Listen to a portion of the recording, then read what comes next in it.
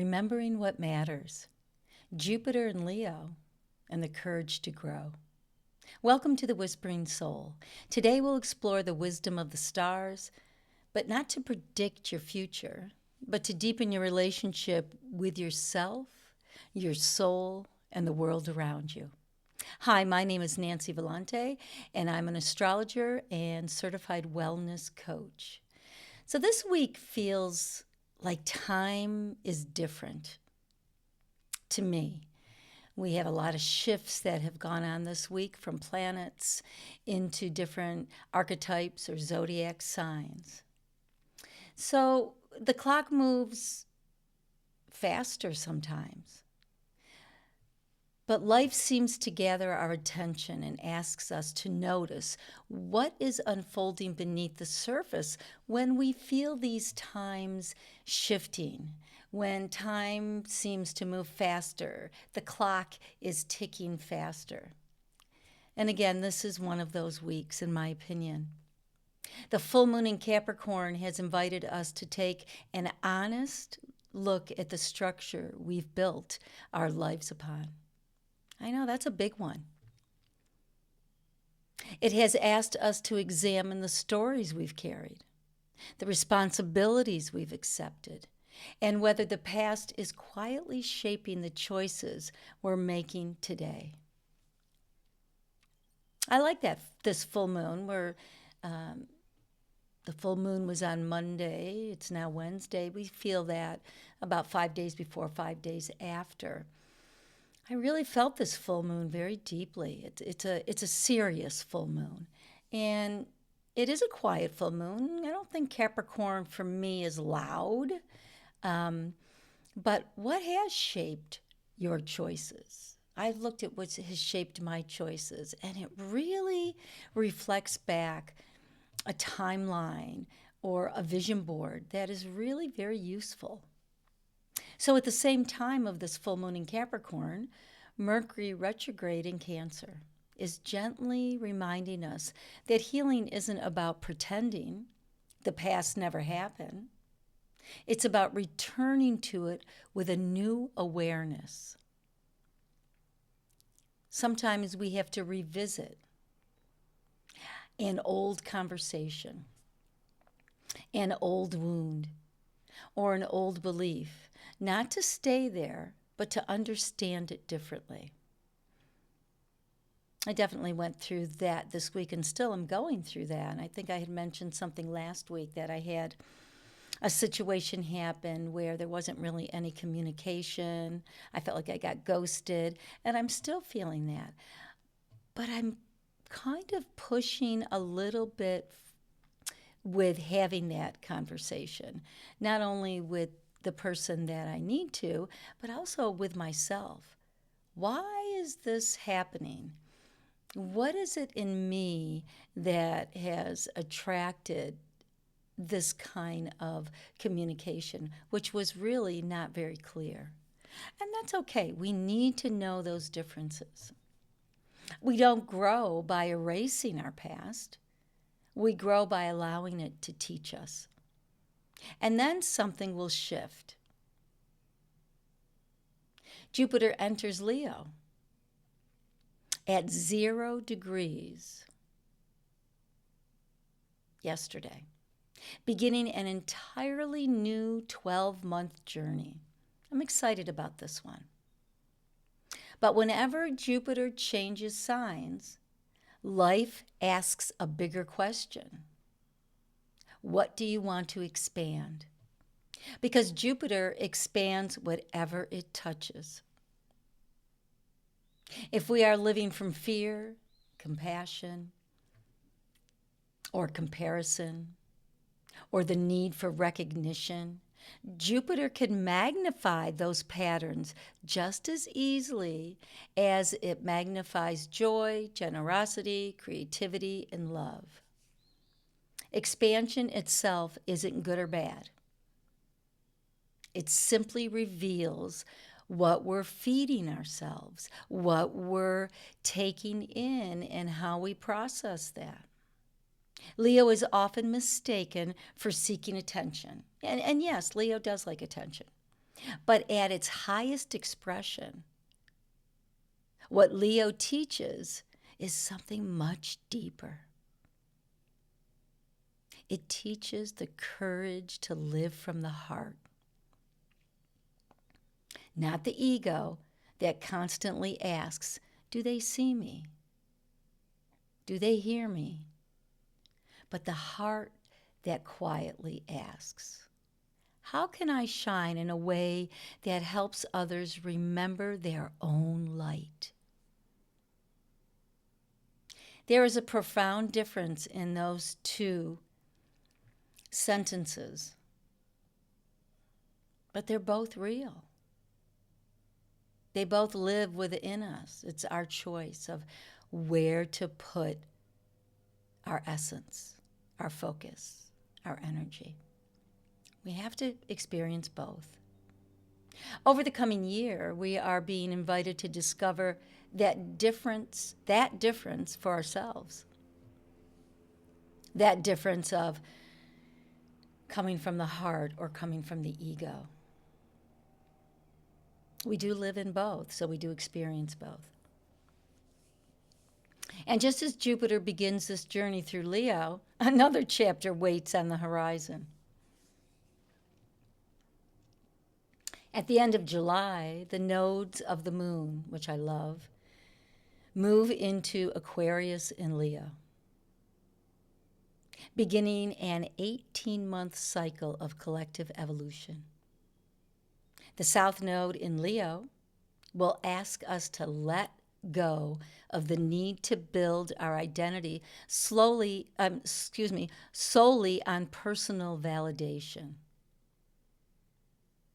We all want to be validated, but it's how we come about that, how we process that, how we, Leo, self-express that. While the North Node in Aquarius gently encourages us towards community, collaboration, and a vision that includes everyone, from being an individual to bringing that individualness into the group. Notice this beautiful timing. This is what I love about astrology, timing. Jupiter is helping us strengthen our hearts in Leo, just as the South Node begins asking us to refine what true confidence actually looks like. So if you know your chart, or if you see an astrologer, or if you want a reading from me, you'd want to know where Jupiter is in your chart and where Leo is in your chart. And that's the area of life that's being lit up for you the next 12 months. Real confidence isn't louder. Confidence, real from the inside out, becomes kinder, becomes more generous, more willing to share the light rather than own it. Perhaps that is the invitation before us. We really don't own anything, do we? The only thing that we can own is our choices, our actions, our body inside and out, and how we relate to that and how we express that out into the world. Can we build a healthy I so that we can contribute a meaningful we? I as Leo, we as Aquarius. They're polarity points. They're always shifting and rebalancing and talking to each other to bring out the best that they can within that energy, that axis point. Can we allow success to be measured not only by what we accumulate, but maybe by what we inspire? That's a whole different framework. Can abundance become something that begins in the heart before it ever appears in our circumstances in the material world? Transformation is rarely instant. It's a process. It's an unfolding through small choices made consistently over time. Jupiter doesn't simply bring luck. It's a benefic planet for sure. But Jupiter amplifies. Please don't forget that. Jupiter amplifies what we are willing to cultivate. So over the next 12 months, may we cultivate courage over certainty, wisdom over approval. Wisdom, Jupiter. Approval, Leo. Joy over performance. May we have the willingness to tell ourselves a new story. Not because the past didn't matter. It always matters. It's the teacher. But because we've allowed it to become our teacher instead of our prison. We don't want to get locked in the past. When we get locked in the past, that's when we become down. That's when we can become depressed. When we're in the future too much, we become anxious. So that sweet spot, and what life to me is about, is finding that sweet spot, the presence. And we vacillate between all three, past, present, future. That's the dance. That's the Trinity, the three. Perhaps that is the greatest abundance of all.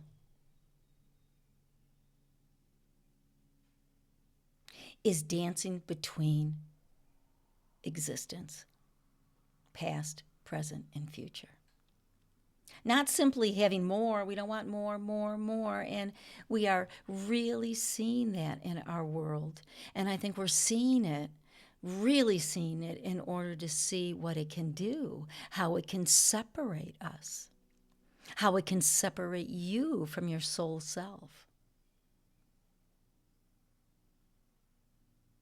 So these beautiful transits this week, listen, they're not easy. They're big.